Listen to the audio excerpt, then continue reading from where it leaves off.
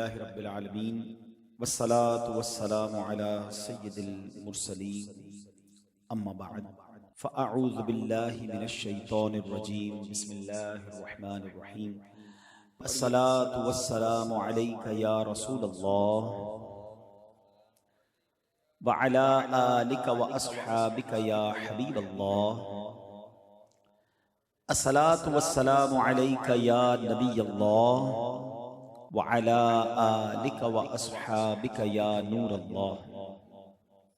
درود پاک پڑھنے کے بے شمار فضائل و برکات ہیں، بہت ساری روایات فضائل درود میں ملتی ہیں۔ بعض روایت میں آتا ہے کہ بنی اسرائیل میں ایک بڑا گناہگار شخص تھا، اتنا گناہگار تھا، اتنے اس کے برے اعمال تھے کہ جب اس کا انتقال ہوا تو اس کے شہر والوں نے اس کو بغیر کفن دفن کیے کوڑے کے ڈھیر پر پھینک دیا۔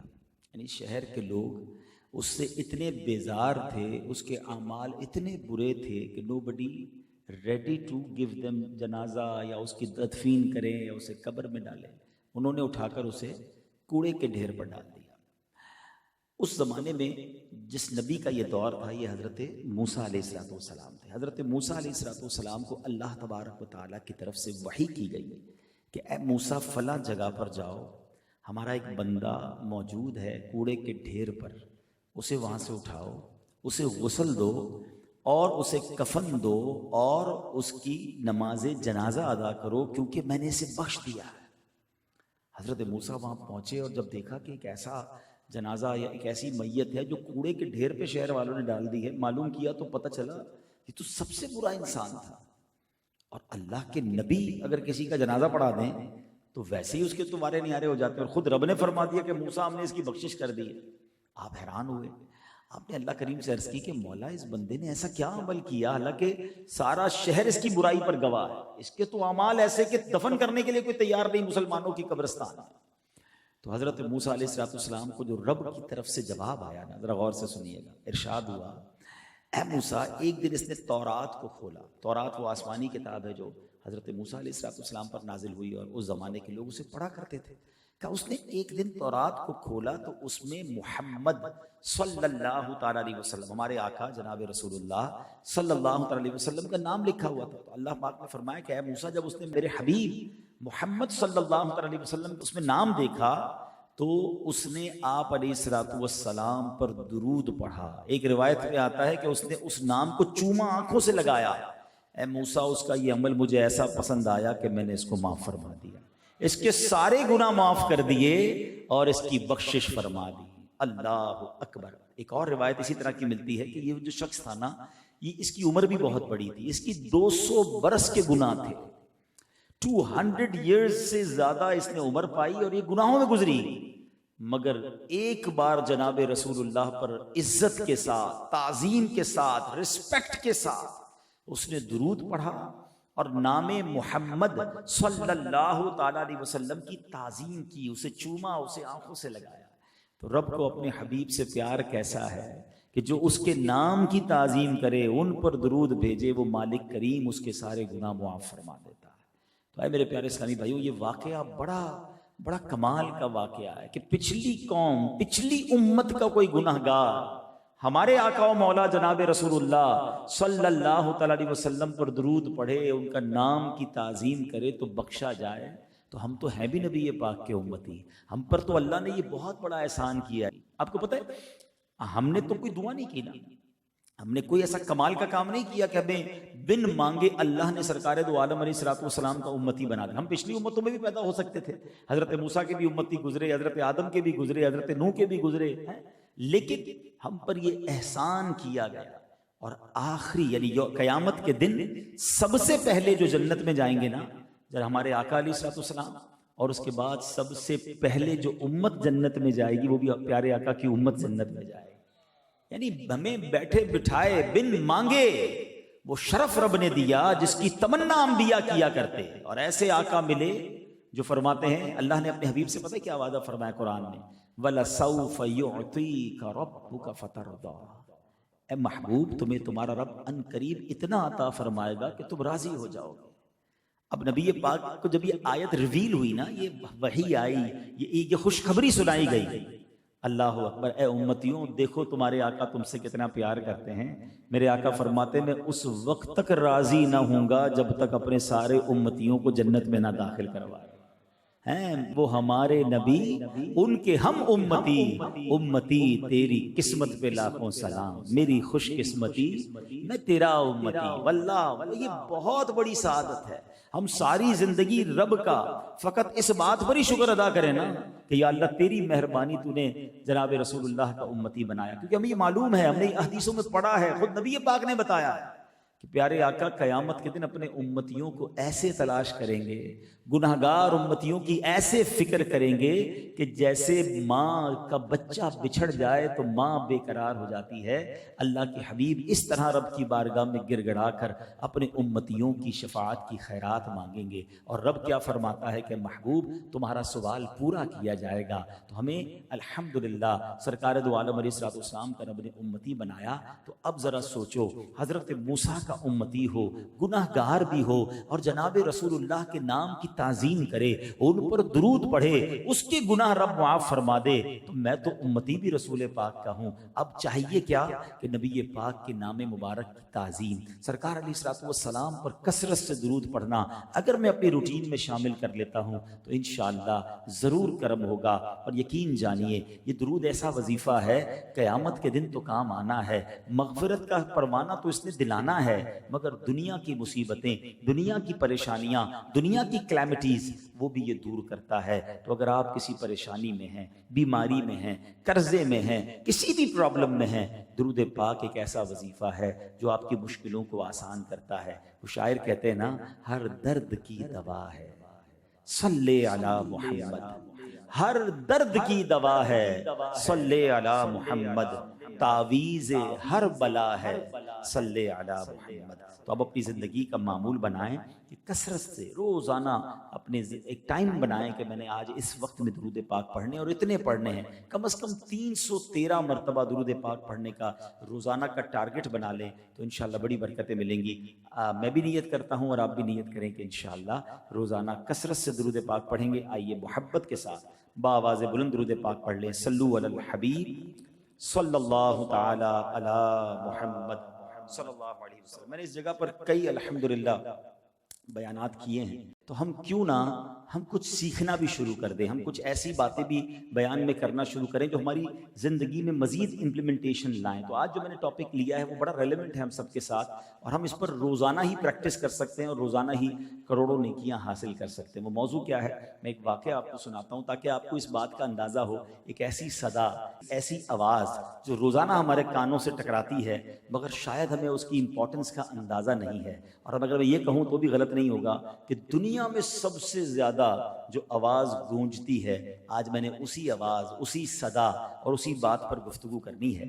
سیدنا ابو ہریرہ رضی اللہ تعالیٰ عنہ فرماتے ہیں، ایک صاحب جن کا بظاہر کوئی بڑا نیک عمل نہیں تھا اور ان کا انتقال ہو گیا، رسول پاک علیہ الصلوۃ والسلام نے، سبحان اللہ، میرے آقا کو اللہ نے کیسے کیسے علوم سے نوازا تھا، صحابہ کی موجودگی میں غیب کی خبر دیتے ہوئے فرمایا کہ کیا تمہیں معلوم ہے کہ اللہ عز و جل نے اسے جنت میں داخل کر دیا ہے؟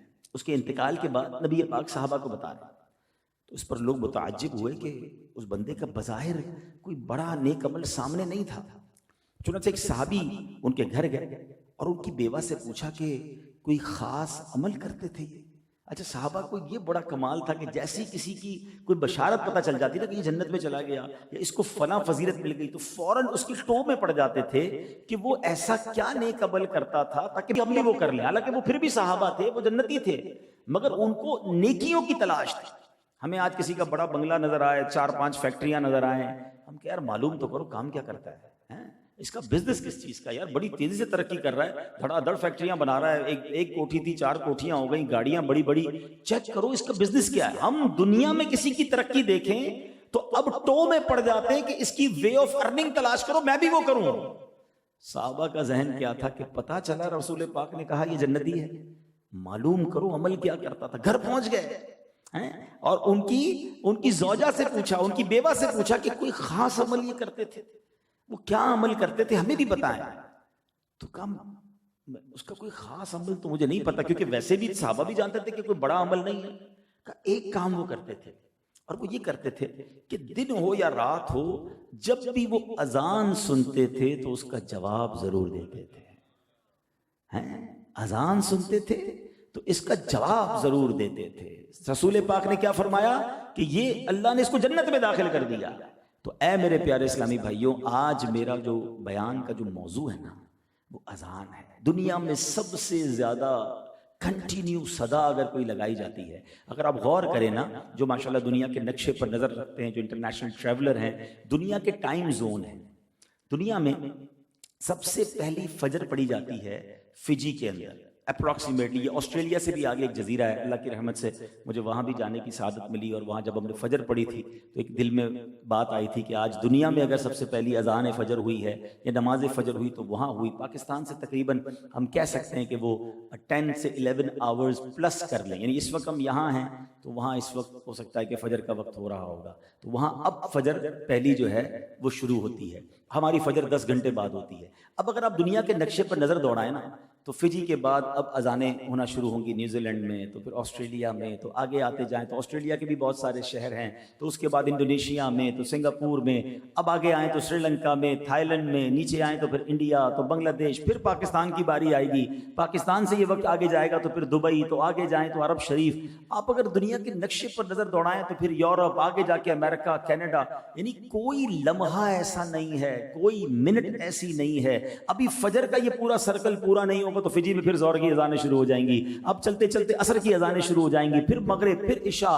یہ ایک ایسا سائیکل ہے کہ ہر لمحے، ہر سیکنڈ سبحان اللہ دنیا میں کہیں نہ کہیں اذان بلند ہو رہی ہے، اللہ کا نام لیا جا رہا ہے. اور دیکھو رب نے اپنے نام کے ساتھ اپنے حبیب کے چرچے کو کیسا بلند کیا کہ دنیا بھر میں جہاں اللہ اکبر کی صدائیں ہیں، وَأَشْهَدُ أَنَّ مُحَمَّدَ رَسُولُ اللَّهِ، أَشْهَدُ أَنَّ مُحَمَّدَ رَسُولُ اللَّهِ صلی اللہ تعالی علیہ وسلم کی صدائیں، وَرَفَعْنَا لَكَ ذِكْرَكَ، جو رب نے اپنے حبیب سے وعدہ کیا کہ محبوب تیرے ذکر کو ہم اونچا کریں گے. کیسا اونچا کیا کہ دنیا میں اذان کا سلسلہ راؤنڈ دا کلاک رکتا ہی نہیں ہے. نہ صرف رب کا نام لیا جا رہا ہے، وہاں اس کے حبیب کے نام کے بھی ڈنکے بج رہے ہیں. تو اب سوچئے جو سسٹم ہے اذان کا، یہ ہم سب کے لیے کتنی بڑی نعمت ہے. آج میں آپ کے سامنے کچھ ایسی باتیں رکھوں گا جو شاید پہلی بار آپ سنیں گے کہ یار اذان تو روز سنتے تھے، ہمیں تو پتہ ہی نہیں کہ یہ اتنی اہم چیز بھی ہے اور اس کے اتنے فضائل بھی ہیں. ہم بلا کسی ایفرٹ کے اتنی ساری نیکیاں کما سکتے ہیں.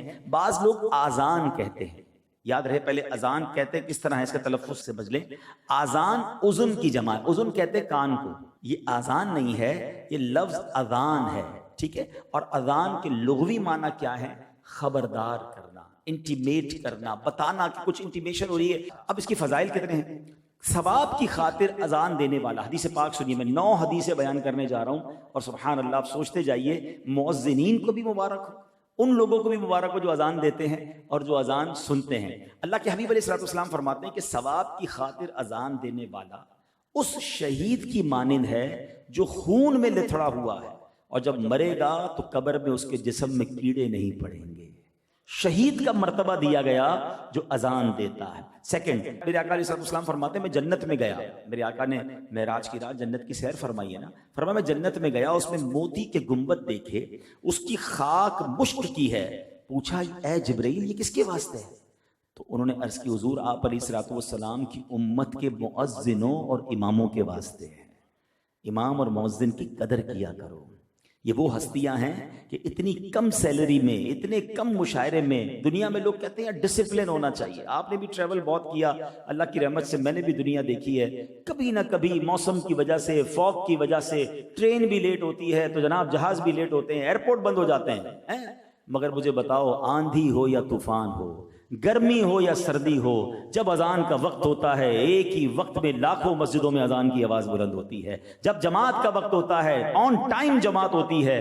جو ڈسپلن ہمارے امام اور مؤذنین نے ساری دنیا میں قائم کیا ہوا، آل اراؤنڈ دا ورلڈ، آپ گھڑی ملا لیں اپنی، 9:15 بجے جماعت ہے، 9:15 گھڑی میں آپ کی گھڑی آگے پیچھے ہوگی، مسجد کی جماعت کھڑی ہو جائے گی. یہ کیا ہے؟ ایسا سسٹم پوری دنیا میں مؤذنین اور امام نے قائم کیا ہے. مگر نارملی آج ہم اس مسجد میں کروڑوں روپے خرچ کرنے کے لیے تیار ہیں، اس کی ٹائلیں لگ جائیں گی، اس میں اے سی لگ جائے گا، سردی والے علاقوں کی مسجدیں تو ہیٹر لگ جائے گا، امام صاحب کی تنخواہ میں اضافہ کرنے کے لیے کوئی تیار نہیں۔ آج بھی پاکستان کی مسجدوں میں 7-8 ہزار روپے امام کی تنخواہ رکھی جاتی ہے، غریب علاقوں میں، چھوٹے علاقوں میں، شہر کے اندر بھی جاؤ تو 20-25 ہزار امام کو دینے میں کمیٹی والوں کی جان جاتی ہے۔ اللہ کے بندوں، حدیث میں مرتبہ بتا رہا ہوں کہ ان امام اور مؤذنین کے لیے جنت میں گنبد تیار کیے گئے ہیں، اور آج اچھا پھر ہم امام صاحب کہے یار امام صاحب پتہ نہیں کیوں کسی شخصیت سے کوئی قرضہ مانگ رہے ہیں، جناب کوئی اپنی ترکیب بنا رہے ہیں، 20-25 ہزار میں کس کا گزارا ہوتا ہے؟ آپ امام کو اتنا خوشحال کر دیں کہ امام جناب اچھے طریقے سے آپ کی تربیت کرے۔ ایک طرف تو کہتے ہیں پیچھے اس امام کے، اور امام کو غریب اور فقیر دیکھنا چاہتے ہیں۔ کیوں نہیں ہم اپنے کسی پروفیسر، کسی ٹیچر اور کسی جناب کالج کے پرنسپل جیسی تنخواہ امام کو نہیں دیتے، تاکہ ہم سب کا وہ امام ہے، تاکہ کسی طریقے سے اس پر شیطان حملہ نہ کرے۔ اور وہ اچھا بعض اوقات ایسا بھی دیکھا کہ امام صاحب بیچارے امامت بھی کر رہے ہیں، کئی ساتھ نوکری بھی کر رہے ہیں، کیونکہ اس کا گھر کا گزارا پورا نہیں ہو رہا۔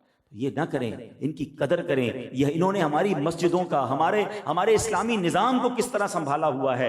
آگے چلیے، اذان دینے پر بات ہو رہی تھی، چلیں ضمناً میں نے یہ بات بھی کر لی۔ حدیث پاک میں آتا ہے جس نے 5 نمازوں کی اذان ایمان کی بنا پر بنیت ثواب کہی، اس کے جو پہلے گناہ ہوئے ہیں وہ معاف ہو جائیں گے، اور جو ایمان کی بنا پر ثواب کے لیے اپنے ساتھیوں کی 5 نمازوں میں امامت کرے، اس کے گناہ جو پہلے ہیں وہ بھی معاف کر دیے جائیں۔ یہ مؤذن اور یہ امام، سبحان اللہ۔ ایک اور حدیث پاک، اذان کتنی کمال کی نعمت ہے۔ پیارے آقا علیہ الصلوۃ والسلام فرماتے ہیں شیطان جب نماز کے لیے اذان سنتا ہے تو بھاگتا ہوا روحہ پہنچ جاتا ہے۔ راوی فرماتے ہیں مدینہ منورہ سے بیر روحہ جو گئے ان کو پتا ہے 36 میل دور ہے۔ اس کا مطلب جدھر بھی اذان دی جائے گی نا 36 میل دور تک شیطان دور بھاگ جائے گا۔ یہ شیطان کے لیے اتنی بھاری ہے۔ اب یہاں پھر ایک دل جلی بات کرتا ہوں، گھر لینا ہو، ہمارا پہلا پوائنٹ کیا ہوتا ہے؟ یار ذرا دیکھو کوئی اسکول قریب ہے کہ نہیں۔ گھر لینا ہے، ذرا دیکھو کوئی ٹرانسپورٹ کا اسپاٹ قریب ہے کہ نہیں، ملازم بھی تو گھر پہ آئیں گے نا، تو ان کو بس وغیرہ یا پبلک ٹرانسپورٹ مل جائے۔ اچھا یہ دیکھو کوئی ہاسپٹل قریب ہے کہ نہیں۔ کبھی یہ چیک کیا کہ مسجد قریب ہے کہ نہیں، اذان کی آواز آئے گی کہ نہیں، میرے گھر میں روز اللہ کا نام آئے گا کہ نہیں۔ انفارچونیٹلی مجھے کہتے ہوئے مزہ نہیں آ رہا، بہت سارے یہاں لوگ ہیں جو پراپرٹی کا کام کرتے ہیں، مسجد کے برابر والا پلاٹ کم قیمت میں بکتا ہے۔ اسلامی ملک ہے اور مسجد کے قریب پلاٹ جو ہے وہ کم قیمت میں بکے گا، یار اذان کی آواز ڈسٹرب کرے گی۔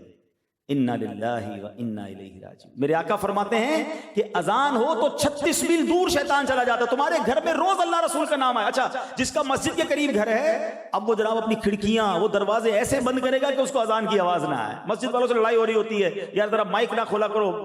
دیکھیں میں دونوں طرف کی بات کروں گا، ان مسجد والوں کو میں سمجھاتا ہوں، ہمارے امیر اہل سنت بھی لائیو مدنی چینل پر سمجھاتے ہیں کہ مسجد کے مائک کا بے جا استعمال نہیں ہونا چاہیے، کسی مسلمان کو تکلیف نہیں دینی چاہیے۔ آپ کو مسجد میں بیان کرنا ہے، اتنا بیان کی آواز رکھے کہ جو مسجد میں ہے وہ سنیں، سارے محلے کو نہ سنائیں، کیونکہ کسی کو آرام کرنا ہے، کسی کی تکلیف ہو سکتی ہے، وہ ٹھیک ہے، لیکن مسجد سے پیار تو ہونا چاہیے، مسجد کا قرب پسند تو ہونا چاہیے۔ سبحان اللہ۔ میں آپ کو ایک اور بات بتاؤں کہ آپ کو پتہ ہے the best part on the earth in the court of Allah subhanahu wa ta'ala، میں حدیث پاک سنا رہا ہوں، اللہ تبارک و تعالیٰ کے نزدیک زمین پر سب سے بہترین جو زمین کا ٹکڑا ہے وہ کون سا ہے؟ پوری زمین پر، حدیث پر عرض کر رہا ہوں، اللہ کے نزدیک سب سے بہترین حصہ جو ہے وہ زمین پر مسجد ہے۔ اب جس کا گھر مسجد کے پاس ہے وہ بہترین one of the best spot on the world کے پاس ہے نا۔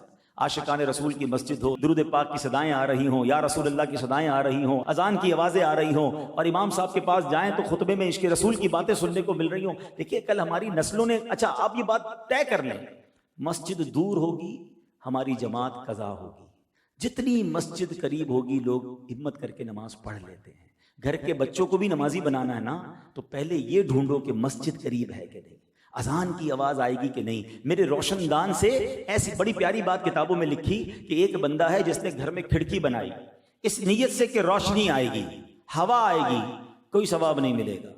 اگر یہ نیت کر لے کہ اس کھڑکی سے اذان کی آواز بھی آئے گی تو روشنی ہوا پہلے ہی آنی تھی، لیکن اذان کی آواز کی نیت کر لے گا تو کھڑکی لگانے کا بھی ثواب ملے گا۔ انما الاعمال بالنیات ہے کہ اس کھڑکی سے اذان کی آواز آئے گی۔ تو سمجھو اس بات کو کہ اذان کی آواز جس گھر میں جاتی ہے انشاءاللہ جنات، شیطان، بلائیں، پرابلمز وہ دور ہو جانی ہے. تو اس کے اہتمام کیا کرو. ہاں میں ایسے بھی عاشقان رسول کو جانتا ہوں جن کا گھر مسجد سے دور ہے، بلکہ آپ میں سے کئی لوگ یورپ گئے ہیں، امریکہ گئے ہیں، یو کے گئے ہیں. میرا بھی ٹریول ہوا، میں نے وہ نیا نظام دیکھا، بڑا اچھا لگا. ایک طرف ہو سکتا ہے میرا یہ جب بیان یورپ میں کوئی سنے، امریکہ میں کوئی سنے، تو کہ یار ہم نے تو کچھ اور کیا ہوا ہے، اور پاکستان والے گھر قریب بھی لیتے مسجد کے. یورپ کے اندر اور یو کے اندر بھی میں نے دیکھا مسجد والوں نے ٹرانسسٹر بنائے ہوئے ہیں، کیونکہ وہاں تو بڑی مائک پہ اذان ہو نہیں سکتی کئی جگہوں پر. تو مسجد کے نمازیوں نے وہ ٹرانسسٹر مسجد سے لیے، یعنی ریڈیو لیے. وہ ریڈیو اپنے گھر میں رکھے ہوئے ہیں، اور جب مسجد میں اذان ہوتی ہے تو اس ریڈیو کے ذریعے ان کے گھر میں اذان کی آواز آتی ہے. یعنی انہوں نے خرچ کر کے یہ نظام بنایا ہے کہ کم از کم دن میں 5 وقت میرے گھر میں اللہ رسول کے نام کی آواز آئے، اذان کی آواز آئے. اور ایسے بھی لوگ ہیں کہ جن کو اذان کی آواز سے پرابلم ہے. یار ہم فجر میں ہماری آنکھ کھل جاتی ہے، بھائی فجر کی اذان دی اس لیے جاتی ہے کہ تمہاری آنکھ کھلے اور تم نیند سے اٹھو، حی علی الفلاح، حی علی الصلاح، چلو نماز کی طرف، اور نماز پڑھی جائے. بہرحال میرے پیارے اسلامی بھائیوں، اب ایک اور بات سنیے. اذان کا جو وقت ہے نا، جو دعاؤں کی قبولیت کے خاص اوقات لکھے ہیں، حدیث پاک میں ہے جب اذان دینے والا اذان دیتا ہے آسمان کے دروازے کھول دیے جاتے ہیں اور دعا قبول ہوتی ہے. یعنی مزے کی بات پتہ کیا ہے، جب اذان ہونا تو ہم تو چوکس ہو جائیں کہ بھائی ابھی پہلے تو اذان کا جواب دینا ہے، اور جیسی اذان ختم ہوگی اب میں نے ہاتھ اٹھا کر، کیونکہ آسمان کے دروازے کھل گئے ہیں، دینے والے رب نے رحمتیں کھول دی ہیں، اب میرا وقت آ گیا ہے مانگنے کا. تو ہمیں تو اور پریپیئر، اذان پر تو خوش ہونا چاہیے کہ اب میرے مانگنے کا وقت آ گیا ہے. ایک اور حدیث سنو، اللہ کے حبیب علیہ الصلوۃ والسلام فرماتے ہیں مؤذن کی آواز جہاں تک پہنچتی ہے اس کے لیے مغفرت کر دی جاتی ہے، اور ہر تر و خشک جس نے اس کی آواز سنی اس کے لیے استغفار کرتی ہے. سبحان اللہ. ایک اور جگہ نبی پاک فرماتے ہیں جب بستی میں اذان دی جائے اللہ عز و جل اپنے عذاب سے اس دن اسے امن دیتا ہے. یعنی بستی میں، محلے میں، علاقے میں امن رہتا ہے، برکت رہتی ہے جہاں اذانیں ہوتی ہیں. ایک اور جگہ نبی پاک علیہ الصلوۃ والسلام فرماتے ہیں جب آدم علیہ الصلوۃ والسلام جنت سے ہندوستان میں اترے، حضرت آدم علیہ الصلوۃ والسلام جب جنت سے اتارے گئے تو یہ سری لنکا کے قریب کے علاقہ تھا، اور یہ پورا ہندوستان ہند کہلاتا تھا. اس علاقے میں آپ جنت سے نیچے آئے تھے زمین پر. آقا فرماتے ہیں تو انہیں گھبراہٹ ہوئی تو جبریل علیہ الصلوۃ والسلام نے اتر کر اذان دی. یعنی گھبراہٹ کا علاج ہے اذان میں، سکون ہے اذان میں. اور آخری حدیث، سبحان اللہ، بہت سارے یہاں ٹینشن میں، غمگین، اچھا ابھی نہیں ہے تو کبھی نہ کبھی ہمارے ساتھ یہ کیفیت لائف میں آ ہی جاتی ہے کہ ہم بڑی تکلیف میں آ جاتے ہیں، غم میں آ جاتے ہیں، پرابلم میں آ جاتے ہیں. تو میرے آقا علیہ الصلوۃ والسلام نے فرمایا، اے علی، مولا علی سے فرمایا، میں تمہیں غمگین پاتا ہوں، اپنے گھر والے سے کہہ کہ تیرے کان میں اذان کہے. اذان غم و پریشانی کی دافع ہے. یعنی اگر کوئی غمگین ہے، کوئی پریشان ہے تو اس کے کان میں اذان دے، اس کے کان میں اذان کی آواز جائے گی، اللہ اس کے غم کو دور کر دے گا، اس کی ٹینشن ریلیز ہو جائے گی. مولا علی کرم اللہ تعالی وجہ الکریم اب کیا فرماتے ہیں؟ آقا نے تو فارمولہ دے دیا نا، اب مولا علی کا طریقہ کیا تھا؟ آپ فرماتے ہیں فجربتہ فوجدتہ کذالک، کہتے ہیں میں نے اسے تجربہ کیا تو ایسا ہی پایا. یعنی جب غم ہوتا، جب پریشانی ہوتی، کان میں کوئی اذان دیتا، اللہ پریشانی کو دور فرما دیتا. تو بہرحال میرے پیارے اسلامی بھائیوں، یہ ہے اذان. اب آئیے، ایک تو اذان دینے والوں کی فضیلت ہو گئی. ہم تو مؤذن نہیں ہیں، اور ہم میں سے بہت کم لوگ ہیں کہ جن کو اذان دینے کی سعادت ملتی ہے. لیکن دیکھو کتنا پیارا مذہب ہے، کتنی پیاری ہمارے مذہب کی تعلیمات ہیں کہ اذان سننے والوں کے لیے بھی کتنی نیکیاں کمانے کا موقع ہے. مدینے کے تاجدار صلی اللہ تعالی علیہ وسلم نے ایک بار عورتوں سے فرمایا، مدینے کی عورتوں سے، اے عورتوں، بلال کو اذان و اقامت دیتے ہوئے سنو تو جس طرح وہ کہتا ہے تم بھی کہو، اللہ عز و جل تمہارے لیے ہر کلمے کے بدلے 1,00,000 نیکیاں لکھے گا، اور 1,000 درجات بلند فرمائے گا، اور 1,000 گناہ مٹائے گا. تو خواتین نے کہا کہ یہ تو عورتوں کے لیے ہے، تو مردوں کے لیے کیا ہے؟ اللہ کے حبیب علیہ الصلوۃ والسلام نے فرمایا مردوں کے لیے ڈبل ہے، مردوں کے لیے دگنا ہے. تو مبارک ہو، کتنا آسان ہو گیا نیکیاں کمانا.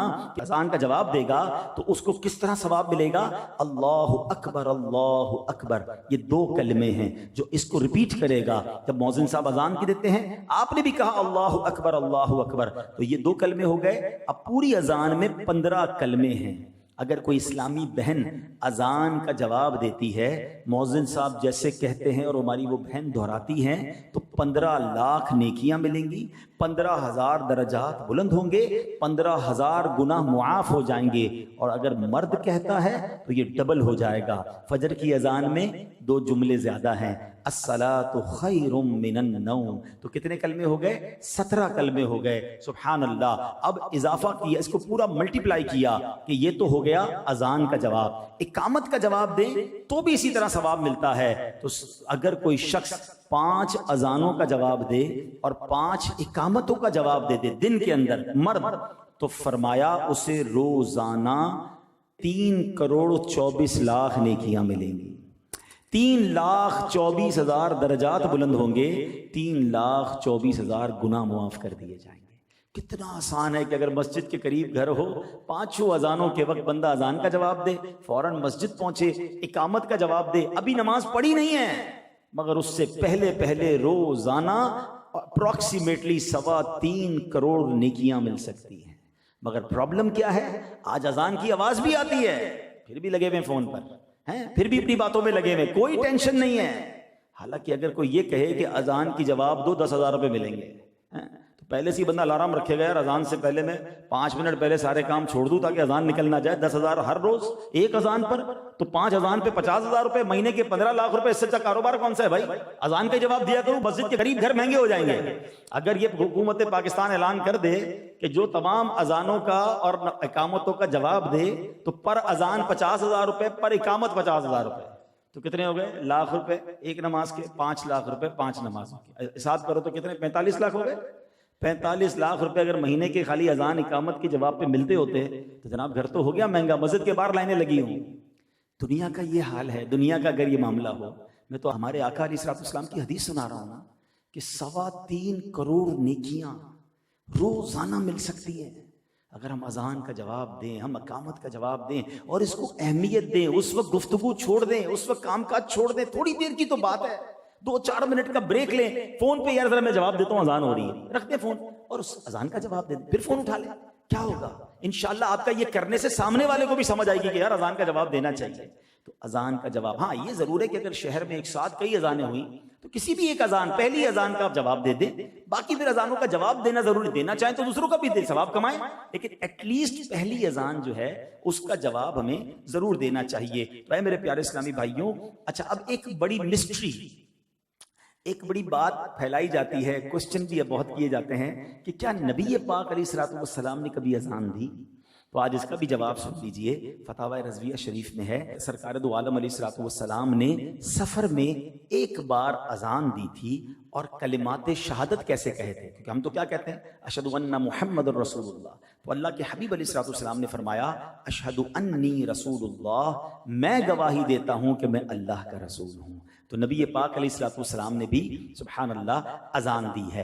अब मैंने जो कहा था बयान के शुरू में कि बयान तो माशाल्लाह कई कर लिए मैंने और इंशाल्लाह जिंदगी रही तो आइंदा भी करूंगा, मगर आज हम कुछ सीख कर जाएं। आज मैं चाहता हूं कि हम सारे अजान का तरीका सीख लेते हैं। कुछ जुमले ऐसे हैं जो एज इट इज रिपीट करने हैं और कुछ जुमलों के बाद कुछ इजाफा भी है। तो पहला कलिमात क्या है? अल्लाहु अकबर, अल्लाहु अकबर। तो उसके जवाब में हम क्या कहेंगे? अल्लाहु अकबर, अल्लाहु अकबर कहेंगे। ठीक है, अच्छा फिर इसके बाद आगे चलेंगे। जब मौज़िन कहेगा अशहदु अल्ला इलाहा इल्लल्लाह, तो आप भी अशहदु अल्ला इलाहा इल्लल्लाह कहेंगे। ठीक है, जब मौज़िन कहेगा अशहदु अन्ना मुहम्मदुर रसूलुल्लाह, तो अब आपने क्या कहना है? पहली बारी में सल्लल्लाहु अलैका या रसूलल्लाह, क्या कहेंगे? सल्लल्लाहु अलैका या रसूल अल्लाह। आप ये भी कर सकते हैं कि अशहदु अन्ना मुहम्मदुर रसूलुल्लाह कहें, फिर कहें सल्लल्लाहु अलैका या रसूल अल्लाह। फिर मौज़िन कहेगा अशहदु अन्ना मुहम्मदुर रसूलुल्लाह, तो आप कहेंगे कुर्रतु ऐनी बिका या रसूल अल्लाह। अब इसका माना समझ लोगे ना, इतना मजा आएगा, इतनी खुशी होगी कि क्या सुभान अल्लाह, प्यार की बात है। इसका माना है कि या रसूल अल्लाह, आपसे मेरी आंखों की ठंडक है। ऐन कहते हैं आंखों को, कुर्रतु ऐनी बिका या रसूल अल्लाह।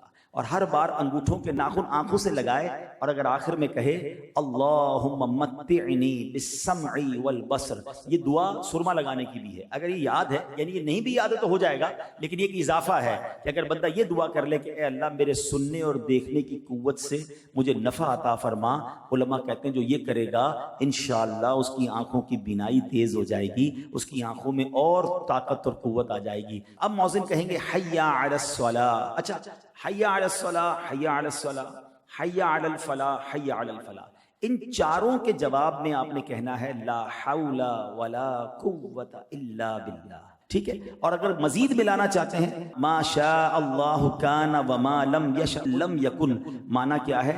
جو اللہ نے چاہا ہوا، جو نہیں چاہا نہ ہوا۔ لیکن اگر یہ یاد نہیں بھی ہے تو کوئی بات نہیں، لا حول ولا قوت الا باللہ، ان چاروں جملوں کے جواب میں حی علی الصلاۃ، حی علی الصلاۃ، حی علی الفلاح، حی علی الفلاح، ٹھیک ہے؟ اچھا اب آخر میں پھر امام کیا کہتے ہیں؟ اللہ اکبر، اللہ اکبر، آپ کیا کہیں گے؟ ریپیٹ کریں گے اللہ اکبر، اللہ اکبر، لا الہ الا اللہ، آپ کیا کہیں گے؟ لا الہ الا اللہ۔ یہ اذان کا، نارمل اذان کا جواب ماشاءاللہ آپ نے سیکھ لیا۔ اب دو جملے اور ہیں، الصلاۃ خیر من النوم، یہ کب کہا جاتا ہے؟ فجر کی اذان میں۔ اس کا معنی بڑا پیارا ہے، نماز نیند سے بہتر ہے۔ آئے ہائے، اذان بار بار سکھا رہی ہے فجر سے تھوڑی دیر پہلے نیند آتی ہے زیادہ، بندہ جاگ رہا اور فجر کے لیے جاگ رہا ہے، نہیں جاگ رہا تو فجر سے پہلے سو جائے گا، نہیں، الصلاۃ خیر من النوم، نماز نیند سے بہتر ہے۔ اس کا تھوڑا سا یاد کرنا پڑے گا، اس کا جو جواب بڑا پیارا ہے، صدقت وبررت وبالحق نطقت۔ اچھا پہلے اس کا معنی سمجھ لیں تو پھر یاد ہو جائے گا۔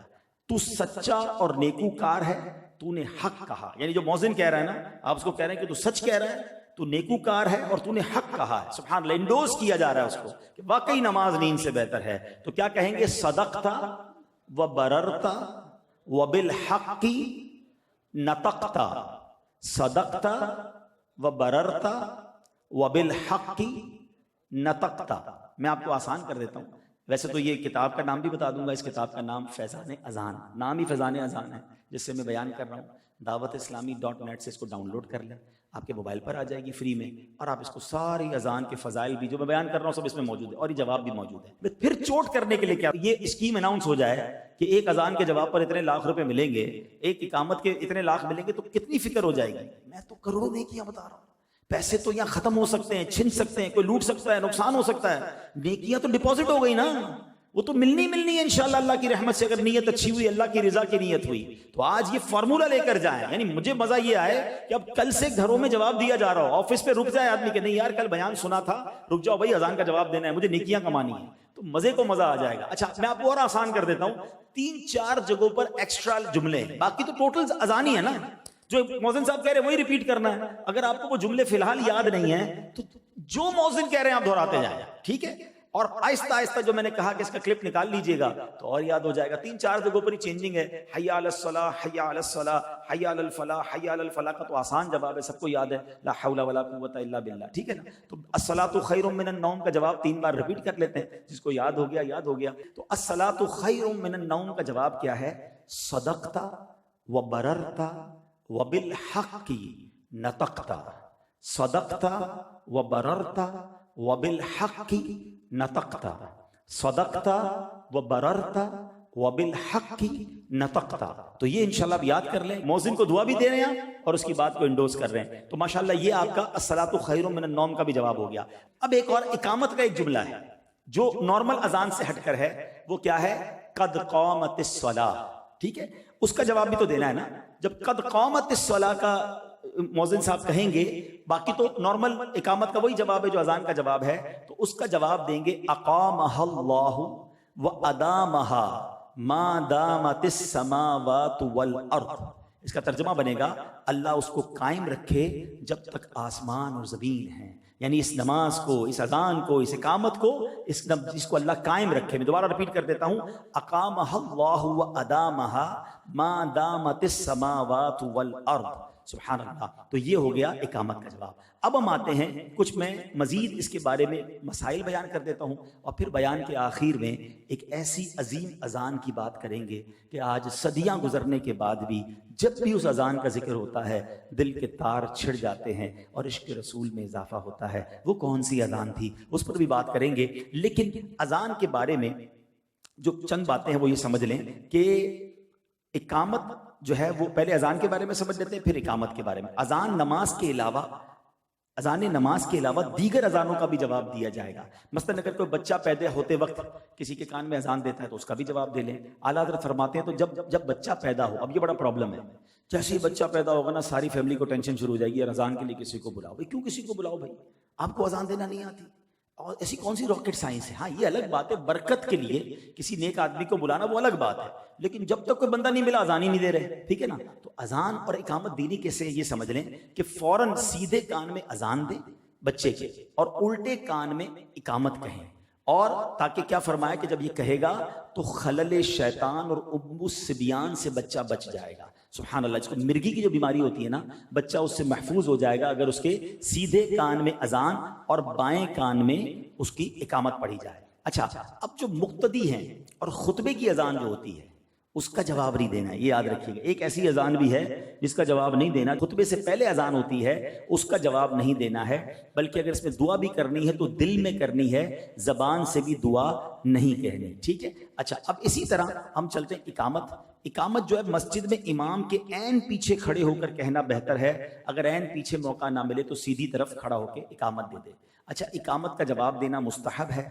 اقامت کے جو کلمات ہیں وہ جلد جلد کہنے چاہیے, اور جتنے لوگ بیٹھے ہیں وہ جب حی علی الفلاح کہا جائے تب وہ کھڑے ہوا کریں نماز کے لیے. کچھ لوگ کھڑے ہو کے اقامت کا انتظار کرتے ہیں, نہیں, بیٹھ جائیں اور اس کے بعد جب حی علی الفلاح ہو تو اس پہ کھڑا ہونا چاہیے. اذان کب کب دی جا سکتی ہے یہ بھی ذرا سن لیں. بچے کے کان میں, غمگین کے کان میں. ابھی آپ نے مولا علی کی روایت سنی کہ جب کوئی شخص غمگین ہو, پریشان ہو, اس کے کان میں اذان دیں, انشاءاللہ اس کا غم دور ہو جائے گا. مرگی والا, جب اس کو مرگی کا دورہ پڑے نا, اس کے کان میں اذان دیں, انشاءاللہ اس کو افاقہ ہو جائے گا. غضبناک اور بد مزاج آدمی کے کان میں, اچھا بد مزاج جانور کے کان میں, اگر کوئی جانور نہیں ہاتھ میں نہیں آتا, بہت بگڑ جاتا ہے, اس کے کان میں اذان دیں.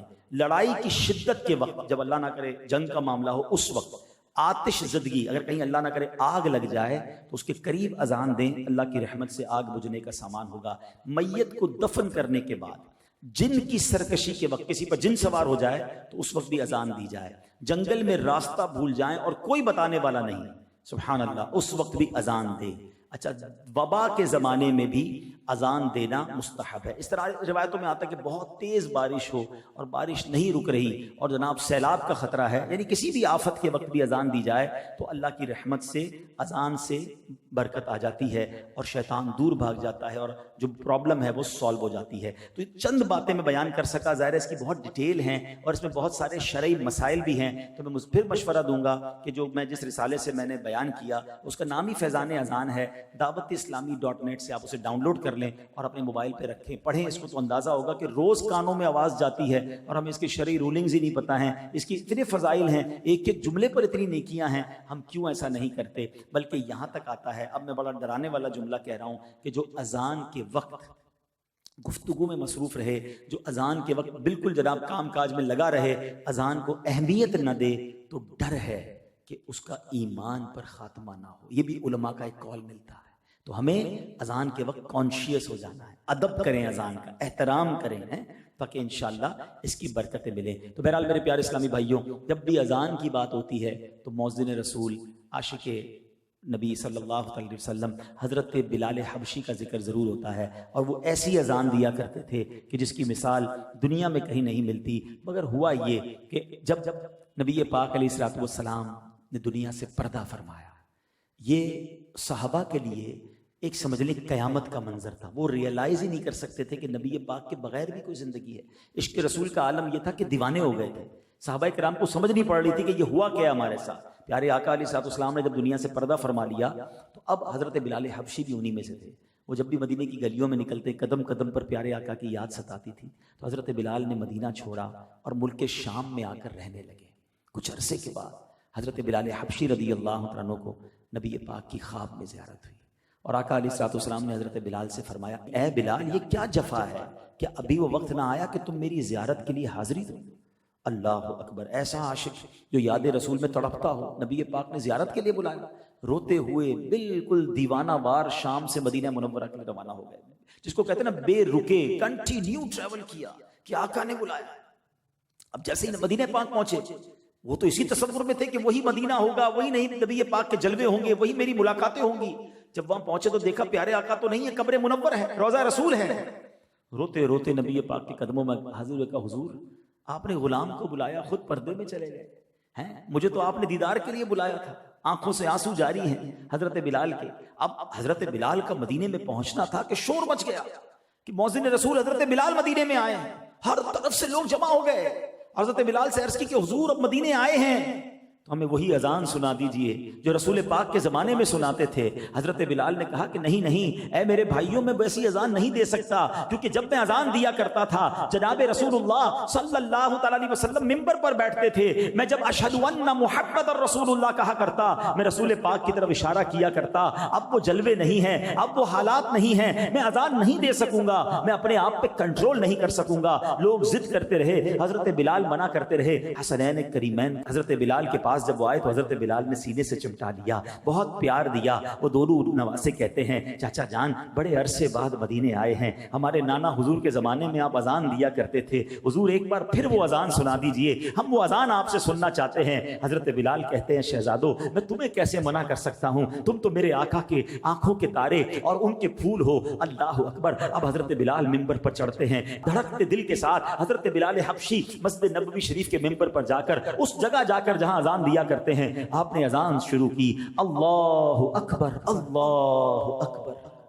مدینے کی گلیوں میں جب یہ آواز جاتی ہے ایک کوہرام سمجھ جاتا ہے، لوگ گھروں سے نکل آتے ہیں کہ حضرت بلال کی اذان کی آواز کیسے آ گئی۔ آگے اذان بڑھ رہی ہے، اللہ اکبر اللہ اکبر۔ اب لوگ دیوانہ وار مسجد نبوی شریف کی طرف دوڑنے لگے، انہیں نبی پاک کے دور کا وہ منظر یاد آ گیا، ارے یہ تو وہی صدا ہے جو آقا کے دور میں لگائی جاتی تھی، حضرت بلال مدینے آئے ہیں۔ لوگ دوڑتے ہوئے مسجد نبوی شریف کی طرف چلنے لگے، اشہد ان لا الہ الا اللہ۔ اب عورتیں بھی اپنی چھتوں پہ چڑھ گئیں کہ آج تو رسول پاک کے زمانے کی یاد تازہ ہو رہی ہے، ہر آنکھ اشک بار ہے، یاد رسول میں تڑپ رہی ہے۔ حضرت بلال آگے بڑھتے ہیں، اشہد ان لا الہ الا اللہ۔ اب چھوٹے چھوٹے بچے ماؤں سے کہتے ہیں امی جان چاچا حضرت بلال تو آ گئے، مؤذن رسول تو آ گئے، ان کی اذان کی آواز ہمیں سنائی دے رہی ہے، رسول اللہ کب تشریف لائیں گے؟ امی بڑا عرصہ ہو گیا رسول پاک کا دیدار نہیں ہوا، ہر آنکھ اشک بار ہے، ہر دل بے قرار ہے، یاد رسول میں لوگ رو رہے ہیں۔ اور اب وہ وقت آیا جب عاشق صادق حضرت بلال حبشی نے حسب معمول اذان آگے بڑھائی کہ اشہد ان محمد رسول اللہ، اور بے ساختہ عادت کے مطابق اپنا ہاتھ اٹھایا منبر رسول کی طرف کہ جہاں نبی پاک جلوہ فرما ہوتے تھے، مگر ہائے افسوس آج وہاں آقا نہیں تھے، وہ منبر خالی تھا۔ حضرت بلال حبشی کے دل پر گویا تیر لگا، ایسا دل پر غم طاری ہوا کہ آپ اذان کو جاری نہ رکھ سکے اور آپ دھڑام سے زمین پر گرے اور آپ بے ہوش ہو گئے۔ پورے مدینے میں ایک سما بن گیا، کوہرام مچ گیا، اس قدر گریہ وزاری ہوئی کہ کتابوں میں لکھا ہے کہ رسول پاک کے دنیا سے پردہ فرماتے وقت جتنا لوگ آنسو بہائے تھے، اس کے بعد پہلی بار اتنے آنسو حضرت بلال حبشی کی اس اذان کے وقت لوگوں نے بہائے۔ سب کو نبی پاک کی یاد نے ستایا، حضرت بلال حبشی اپنی اذان پوری نہ کر سکے، اور جب ہوش آیا، جب واپس اپنے حواس میں آئے تو روتے روتے ملک شام کو روانہ ہو گئے۔ تو اے میرے پیارے اسلامی بھائی، یہ پیار تھا، یہ محبت تھی صحابہ کرام کو نبی پاک سے، مدینے والوں کو نبی پاک سے۔ یقیناً ہمیں بھی محبت ہے، مگر محبت کا تقاضا تو یہ ہے نا کہ جس سے محبت ہو اس کی بات مانی جائے۔ ایسا کبھی نہیں ہوتا کہ آپ کسی سے محبت بھی کریں، آپ کہیں مجھے بڑا پیار ہے اپنے والد صاحب سے، بڑی محبت ہے اپنے بھائی سے، بہت پیار کرتا ہوں اپنے فلاں دوست سے، مگر اس کی بات نہ مانیں۔ محبت اور اطاعت یہ دونوں کمپلسری ہے۔ جس سے محبت ہو نا اس کی ہر بات بندہ مانتا ہے، یار پیار ہے اس سے کیا کروں، مانتا ہوں، ہیں دنیا کا دستور ہے نا۔ تو جب رسول پاک سے محبت کا دعویٰ ہے تو یہ کیسی محبت ہے کہ ان کی بات نہیں ماننی ہے، ان کے فرامین پر عمل نہیں کرنا ہے، ان کے آرڈرز کو فالو نہیں کرنا ہے، جو ان کو پسند ہے مجھے تو وہ کرنا چاہیے نا، اور جو ان کو ناپسند ہے اس سے دور رہنا چاہیے کہ میں جس سے پیار کرتا ہوں اس کو یہ پسند نہیں ہے۔ آج لوگ جس سے پیار کرتے ہیں اس جیسے بال بناتے ہیں۔ تو اب اندازہ ہوا کہ اتنی فالوئنگ، اتنے پاگل ہیں بال بنانے ویسے جیسے اس کے بال ہیں، کپڑے پہننے جیسے اس کے کپڑے. جس سے محبت ہے تم پورے اس جیسے بنتے ہو. میں تو اس سے محبت کرنے کا کہہ رہا ہوں جس سے رب بھی محبت فرماتا ہے. جس سے محبت نہ کرو تو ایمان کمپلیٹ نہیں ہوتا. میں کچھ نوجوانوں کے ساتھ کچھ عرصہ پہلے بیٹھا تھا. میں نے کہا ایک بات بتاؤ، کس سے پیار کرتے ہو، کس کو فالو کرتے ہو؟ مثال دیتا ہوں. انہوں نے کہا کہ جناب فلاں فٹ بالر یا کرکٹر یا فلاں اداکار. میں نے کہا کبھی ملاقات ہوئی؟ کہتے نہیں. وہ تمہیں جانتا ہے؟ کہتا نہیں. ہمیں کیسے جانے کا، بہت بڑا آدمی. کبھی تمہارا خیال رکھا، تمہاری فکر کی؟ وہ ہماری فکر کیسے کرے گا، وہ تو بہت بڑا آدمی، ہم تو بس دیوانے ہیں اس کے، بس ویسے ہی فالو کر رہے ہیں. تصویریں رکھی ہوئی ہیں، بیڈ روم سجایا ہوا ہے، کپڑے ویسے پہنے ہیں. اس کو فالو کر رہے ہو، تمہیں جانتا نہیں. اس کو فالو کر رہے ہو جس کو تمہارا خیال نہیں. اس کو فالو کر رہے ہو جو تمہیں کبھی فائدہ نہیں پہنچا سکتا. میں تو اس سے محبت کرنے کی بات کر رہا ہوں کہ میں اور آپ پیدا نہیں ہوئے تھے. 1400 سال پہلے جب ان کی ولادت ہوئی تو سجدے میں جا کر امت کا نام لیا تھا، تمہیں یاد کیا تھا. پڑھتے ہو نا صلاۃ السلام میں شعر، رب حبلی امتی کہتے ہوئے پیدا ہوئے، حق نے فرمایا کہ بخشا الصلاۃ والسلام. ارے پیدا ہوئے تو ہمیں یاد کیا. میں اور آپ تو پیدا بھی نہیں ہوئے تھے. میرے آقا راتوں کو جاگ جاگ کر آنسو بہا کر ہم گناہگاروں کو یاد کرتے رہے. معراج کی رات رب کی بارگاہ میں گئے، ادھر ہمیں نہ بھولا. اور سنو، جب قبر انور میں آقا کو اتارا جا رہا تھا نا، تو کسی صحابی نے دیکھا لب ہل رہے ہیں، لبہائے مبارکہ کو جنبش ہو رہی ہے. صحابی نے کان قریب کیے تو آقا کی مبارک زبان پر اس وقت بھی امتی امتی جاری تھا. سیدی اعلیٰ حضرت کہتے ہیں نا، جو نہ بھولا ہم غریبوں کو رضا. آقا نہیں بھولے ہمیں کبھی. جو نہ بھولا ہم غریبوں کو رضا، یاد اس کی اپنی عادت کیجئے. تو میرے آقا تو ہمیشہ ہمیں یاد رکھے ہوئے ہیں. ہم کیسی محبت کر رہے ہیں کہ وہ تو نہ بھولیں. اچھا اب بتاؤ کس سے پیار کرنا چاہیے؟ کہ جو ہمیں یاد رکھتا ہے، ہمارے لیے دعائیں کرتا ہے. ان لوگوں سے پیار کریں جو جانتے بھی نہیں ہمیں ہیں. اور ایک اور حدیث سنا دیتا ہوں، روایت ذرا غور سے سن لو. کہ احادیث میں، روایتوں میں مضمون ملتا ہے کہ بندے کا حشر ان کے ساتھ ہوگا جن سے وہ دنیا میں محبت کرتے ہیں. کیا آپ یہ افورڈ کر سکتے ہیں کہ ہم میں سے کسی کا حشر کسی اداکار، کسی گلوکار، کسی غیر مسلم کے ساتھ ہو؟ ارے ہم تو چاہتے ہیں ہمارا حشر حضور کے ساتھ ہو، حضور کی آل کے ساتھ ہو، صحابہ اور اہل بیت کے ساتھ ہو، اولیاء کے ساتھ ہو. تو محبت ان سے کرو جن کے ساتھ اٹھنا چاہتے ہو قیامت کے دن. ایسا نہ ہو کہ کسی ایسے شخص کی محبت میں گرفتار ہو جاؤ کہ قیامت کے دن مارے جائیں. تو بہرحال میرے پیارے اسلامی بھائیوں، حضرت بلال حبشی کا واقعہ مجھے اور آپ کو یہ درس دیتا ہے کہ دل و جان سے نبی پاک سے محبت کریں. اور محبت صرف نعرہ لگانے کا نام نہیں، پریکٹیکلی محبت ہونی چاہیے. میرا لباس بتائے، میرا چہرہ بتائے، میری عادتیں بتائیں، میرا کردار بتائے کہ میں کس کا امتی ہوں، میں کس سے محبت کرتا ہوں. 5 وقت کی نمازیں بتائیں کہ میں آقا کا امتی ہوں. کیونکہ نبی پاک نے فرمایا نا، جو علت قرۃ عینی فی الصلاۃ. قرۃ عینی ابھی تھوڑی دیر پہلے سیکھا تھا نا، کیا معنی ہے اس کا؟ آنکھوں کی ٹھنڈک. اب دیکھو اچھا ہو گیا نا یاد کرنے کا فائدہ، اب دوسری باتیں بھی سمجھ آنے لگ رہی ہیں. ہم نے کیا کہا؟